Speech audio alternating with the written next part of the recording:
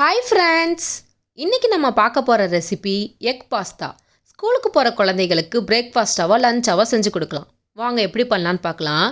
அதுக்கு நான் 200 gram pasta எடுத்திருக்கேன். ஒரு பாத்திரத்தில் தேவையான அளவு தண்ணி சேர்த்துக்கலாம்.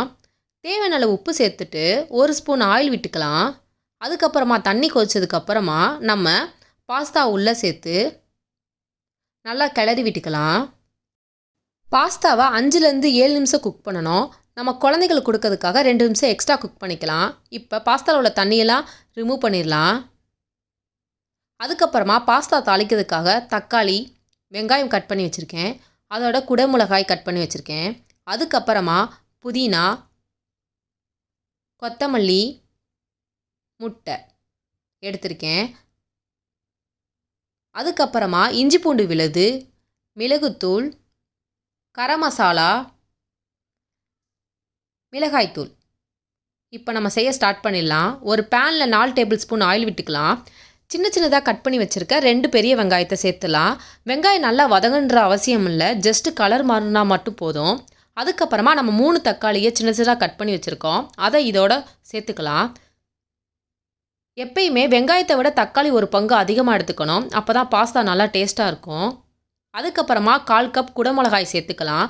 குடமிளகாய் நல்லா வதங்குன்ற அவசியம் இல்லை, நம்ம பாஸ்தா சாப்பிட்றப்ப அப்போ தான் வாயில் கடிபடும் போது நல்லாயிருக்கும். அதுக்கப்புறமா இஞ்சி பூண்டு விழுது 3 டேபிள் ஸ்பூன் சேர்த்துக்கலாம். இஞ்சி பூண்டு விழுது பச்சை வாசனை போகிற வரைக்கும் நல்லா நம்ம கிளறிக்கலாம். கிளறினதுக்கப்புறமா இதில் ஒவ்வொரு மசாலா ஐட்டத்தையும் சேர்த்துக்கலாம். First 1 table spoon garam masala சேர்த்துக்கலாம். அதுக்கப்புறமா 1 டேபிள் ஸ்பூன் மிளகாய்த்தூள் சேர்த்துக்கலாம். அதோட 1 டேபிள் ஸ்பூன் பெப்பர் தூள் அதையும் சேர்த்துக்கலாம். இப்போ எல்லா மசாலையும் சேர்த்து நல்லா மிக்ஸ் பண்ணி விட்டுக்கலாம். மிக்ஸ் பண்ணி ஒரு நிமிஷம் நல்லா நம்ம லோ ஃப்ளேமில் வந்து குக் பண்ணணும். குக் பண்ணதுக்கப்புறமா இதில் புதினா 1/2 கப் சேர்த்துக்கலாம். அதுக்கப்புறமா 1/4 கப் கொத்தமல்லி அதையும் சேர்த்துக்கலாம். இப்போ இது ரெண்டையும் சேர்த்து நல்லா மிக்ஸ் பண்ணி விட்டுக்கலாம். புதினாவோட கலர் மாறினா மட்டும் போதும். புதினா கொத்தமல்லி நல்லா வதங்குன்ற அவசியம் கிடையாது, அப்போ தான் நம்ம பாஸ்தா சாப்பிட்றப்ப கறி டேஸ்ட்டில் இருக்கும். இப்போ நல்லா வதங்கினதுக்கப்புறமா இதில் முட்டை சேர்க்க போகிறோம். நான் இதில் 200 கிராம் பாஸ்தாவுக்கு 2 முட்டை எடுத்திருக்கேன். இப்போ முட்டையை உடச்சி ஊற்றிக்கலாம். முட்டையை உடச்சி ஊற்றிட்டு தேவையான அளவு உப்பு சேர்த்துக்கலாம். நம்ம ஆல்ரெடி பாஸ்தா வேக வைக்கும் போது பாஸ்தாவுக்கு உப்பு சேர்த்துருக்கோம், அதனால் இந்த மசாலாவுக்கு தேவையான உப்பை மட்டும் நம்ம இதில் சேர்த்துக்கலாம். சேர்த்து முட்டையோட பச்சை வாசனை போகிற வரைக்கும் நம்ம நல்லா கிளறி விட்டுக்கணும், இல்லைனா கவுச்சி ஸ்மெல் வர ஆரம்பிச்சிடும்.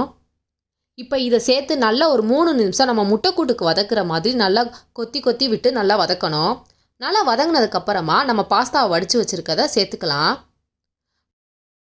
நான் பாக்கெட்டில் சொன்ன டயத்தை விட 2 நிமிஷம் எக்ஸ்ட்ரா வேக வச்சுருக்கேன், அப்போ தான் குழந்தைகளுக்கு சாப்பிட ஈஸியாக இருக்கும். இப்போ ஒரு 2 நிமிஷம் லோ ஃப்ளேமில் வச்சு நம்ம நல்லா கிளறிக்கலாம். அப்போ தான் நம்ம சேர்த்துருக்க எல்லா மசாலா ஐட்டமும் பாஸ்தாவில் நல்லா இறங்கும்.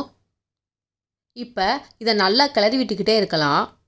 மசாலா எல்லாமே நல்லா இறங்கிருச்சு, பார்க்கும்போதே தெரியும். அவ்வளோதான், சுட சுட எக் பாஸ்தா ரெடி. நீங்களும் உங்கள் வீட்டில் உள்ள குழந்தைகளுக்கு மார்னிங் பிரேக்ஃபாஸ்ட்டாவோ லஞ்சாவோ செஞ்சு கொடுங்க. இதே மாதிரி வேறு ஒரு இன்ட்ரெஸ்டிங்கான வீடியோஸில் மீட் பண்ணலாம். இந்த மாதிரி இன்ட்ரெஸ்டிங்கான வீடியோஸ்க்கு அர்ஃபான் கிச்சன் சேனலுக்கு சப்ஸ்கிரைப் பண்ணுங்கள். ஈஸியாக சமைக்கலாம், ருசியாக சாப்பிடலாம். பாய் பாய்.